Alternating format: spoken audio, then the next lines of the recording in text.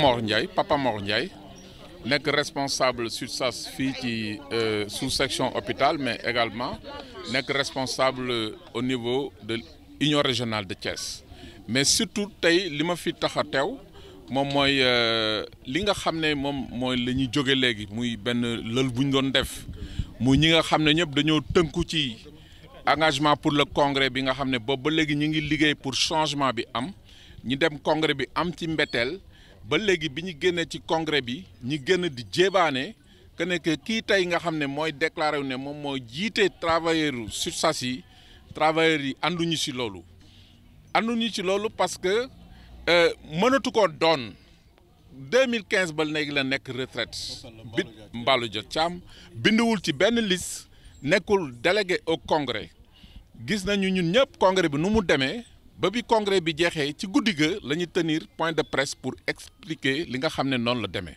fu mu nekk nii nag travailleurs yi seen bopp ñoom ñoo takku taxaw ñi ne na dem parce que mënatu koo doon na dem également parce que dafa salfaañe congrès bi kon fu mu nekk nii dañuy liggéey pour beneen congrès rectificatif te loolu travailleurs yëpp a ci ànd ci kaw loolu moo ñu fi bàyyi woon fi mu nekk nii militants yi fu nekk lañ jógee responsable yi ñëpp ñëw nañu ñeneen ñi nga xam ne ñëwuñu tamit am nañ seen kàddu ci loolu la ñu nekk parce que dañoo gëm ne ñun travailleurs yi ñoo ñu fi bàyyi buñ dee ay responsable tamit travailleurs yi ñoom ñoo fi bàyyi seen waaw la ñuy wéyee comme que ba léegi travailleurs yi nee nañu déet kii du fi nekk ñun tey àq ak yelleefu travailleurs yi moo ñu fi tax a toog ci loolu la ñu nekk di liggéey nii. SUTSAS xarul ñaar SUTSAS benn la SUTSAS daf fi nekk koo xam fa mu nekkoon la nekk ba tey te ñun ñu taxaw fi yëpp am mandat bu bees tàq ñun ñu nekk fi ñëpp ay responsable lañu base bi nommé ñu élire ñu ki nga xam ne nag kenn falu ko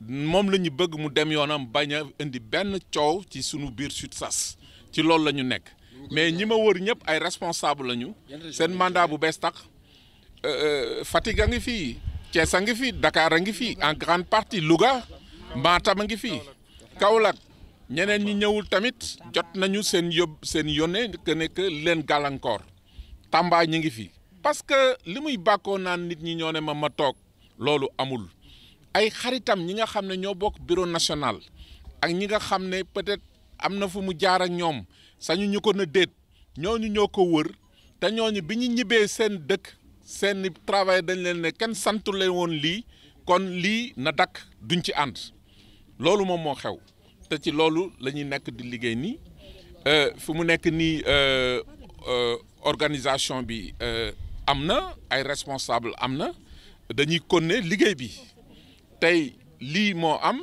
bu ñu ñibbee ci base yi ñi nga xam ñooy responsable yi ku nekk di nga gën a liggéey ak militants yi après fan yi di ñëw am na yeneen jéego ñuy teg lépp di ngeen ko yëg di ngeen xam noonu la demee.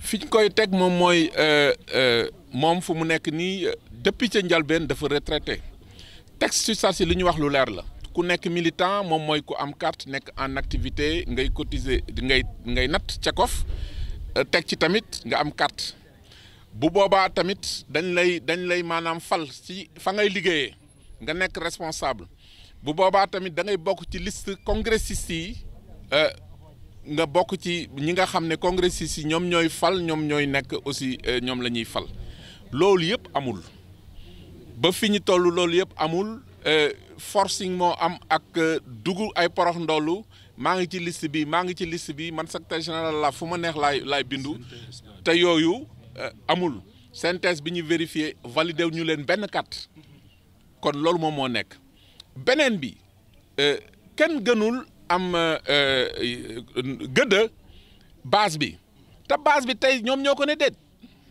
bu doon ñun ñi nga xam ne peut-être nee na parce que dafa dem élection man mi la jàkkaarloo woon nee na dama perte moo tax may wax mais base bi si boppam ñoo ko ne du fii wax ji yëpp loolu la te ñun comme que ñun travailleurs yi ak seen àllax ja c'est la base bi la loolu la c'est la base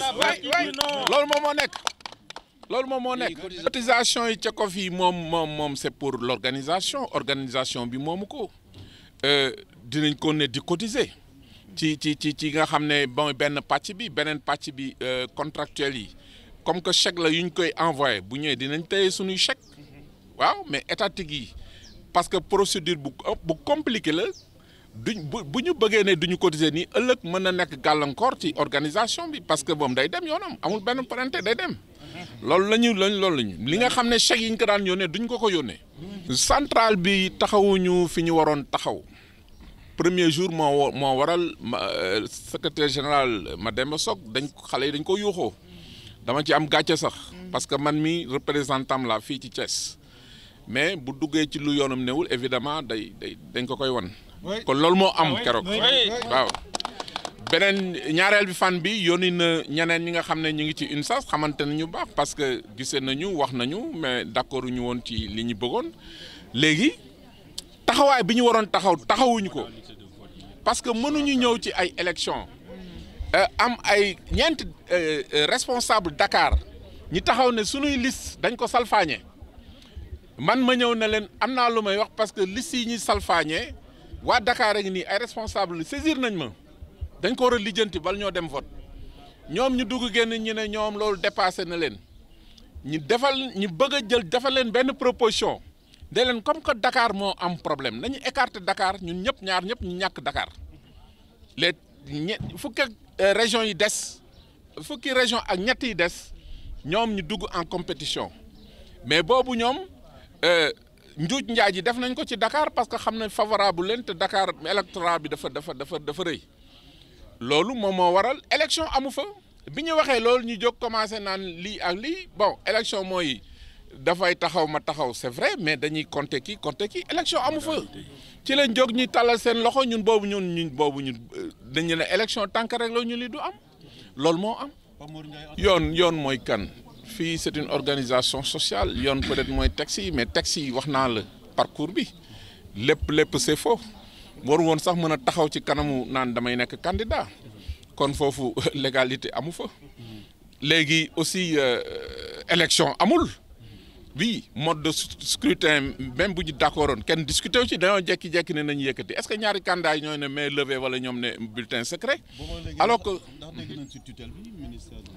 non ministère pour le moment ñi ne ñoom seen yoon nekku ci ñu ne par une occasion bërki Dembo Ndiaye wax na ak DRH bu beneen affaire ci affaire hôpital bi ak benn convocation bu ñu waroon def sur le dialogue social mu ne c'est le niveau social national ma ne ko étant donné que c'est décentralisé les responsables de région aussi devaient en faire partie mu ne ça c'est le niveau national j'ai compris pourquoi ils ont fait une rétention de cette convocation mu ne ma wooy xam nañ li xew mais ñun duñ ci dugg seen yoon nekku ci pour le moment ils vont observer voir mais ñun aussi on va le mettre devant le fait parce que ñooy suñu interlocuteur tey jii si on parvient à faire la démonstration ba nga xam ne war na leen ne militants yëpp ñun la ñu àndal ils seront obligés di wax ak ñi nga xam ne ñoom ñoo ànd ak militants yi loolu parce que doo ànd ak koo xam ne ñetti militants la àndal nga bëgg ne kii mooy répondre nekk retraité kon pour le moment mën nañ leen considérer que seen yoon newu ci mais arrivé à un moment seen yoon dina ci nekk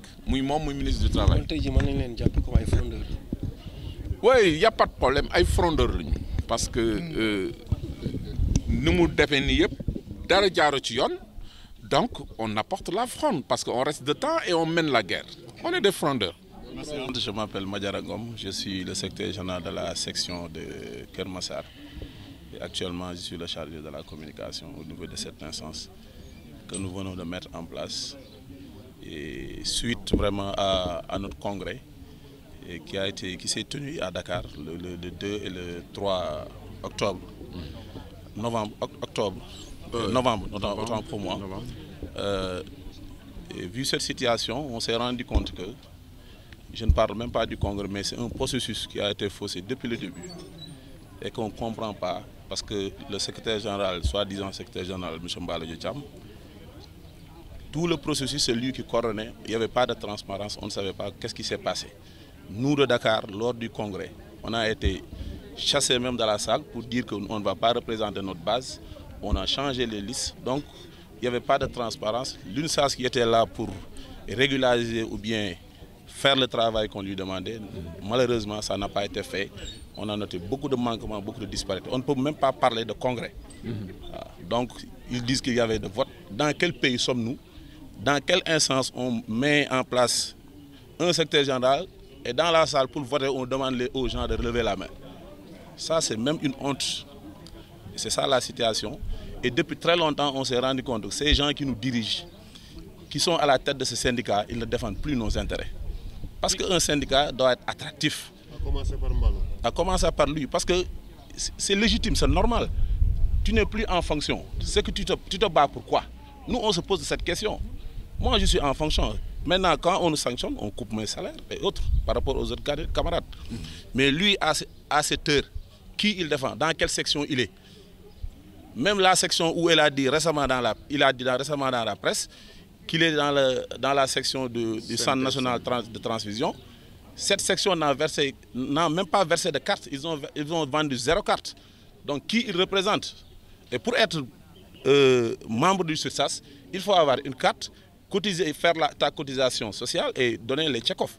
Mais si tu n'as pas, si ta section que tu représentes n'a même pas de mandataire, sur quelle base on te forme, Comment comptez-vous mener cette lutte? Comment comptez-vous mener cette lutte? Voilà, présentement on s'est réunis avec toutes les couches, parce que récemment on a entendu que c'était vraiment Thiès ou autre. Non, ce n'est pas la région de Thiès.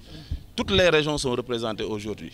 De Matam en allant jusqu'au sud, jusqu'à l'est, en passant par Dakar et Thiès, toutes les sections et sous-sections sont représentées ici. De ce fait, il faut que les gens sachent qu'il y a une autre alternative et les gens sont prêts à se battre. Nous, on ne va pas se laisser faire.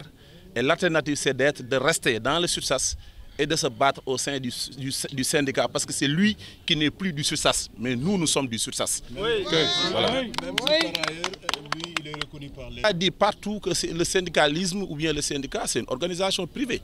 L'État ne peut pas le reconnaître. C'est nous-mêmes, nous, les camarades, qui vont le désigner pour être nos secrétaires généraux. Dans quel pays sommes-nous?